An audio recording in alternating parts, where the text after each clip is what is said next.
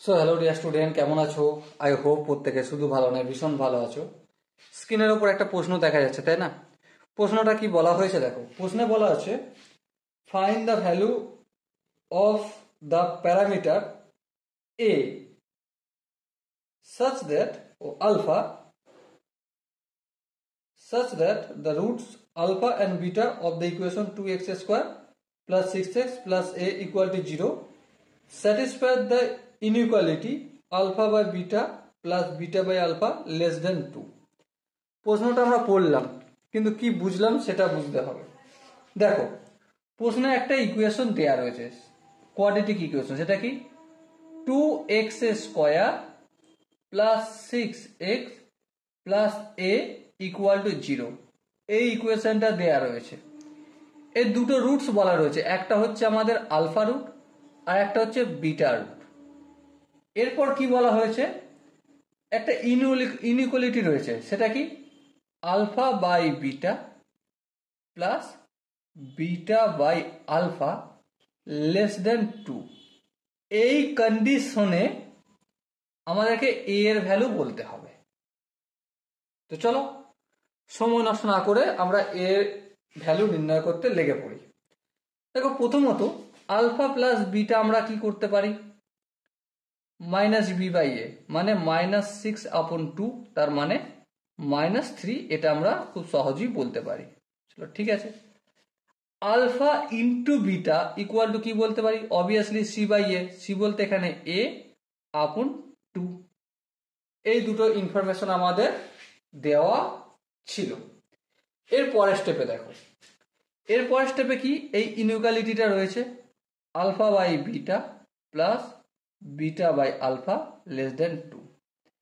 যদি একটু কাজকর্ম করি, আলফা ইন্টু বিটা হবে, এখানে alpha square plus beta square হবে, লেস দেন 2 হবে। আরেকটু যদি কাজকর্ম করি, এখানে কি করতে পারি আমরা? Alpha square plus beta square মানে আলফা প্লাস বিটা তার whole square -2 into alpha beta আপন alpha beta less than 2। Condition সেটাই চলছে। এরপর দেখো কন্ডিশন, আলফা প্লাস বিটার ভ্যালু হচ্ছে -3 তার হোল স্কোয়ার মানে 9 -2 ইন্টু আলফা ইন্টু বিটা মানে a/2। চলো a/2 লিখলাম। ওকে, আর নিচে কি আছে? আলফা বিটা, তার মানে a/2। এই দুই কেটে যাবে। সো আলটিমেট কি হলো? 9 - a আপন a, আর নিচের দুইটা উপরের দিকে চলে যাবে। চলো পাঠিয়ে দাও। এখানে লেস দেন 2 আছে, লেস দেন 2 আছে। আরেকটু যদি কাজ করি, এই দুইটা যদি গুণ করি, সো 9 দুগুণে 18 -2a আপন a। এই দুইটা অপোজিট দিকে আনলে কি হয়ে যাবে? মাইনাস করতে হবে, তাহলে -2 লেস দেন 0।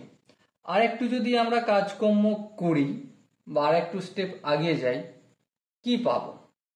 দেখো, এলসিএম নিলে a, 18 -2a, এটা গুণ হয়ে যাবে, -2a less than 0। So ultimate আমরা কি পাচ্ছি?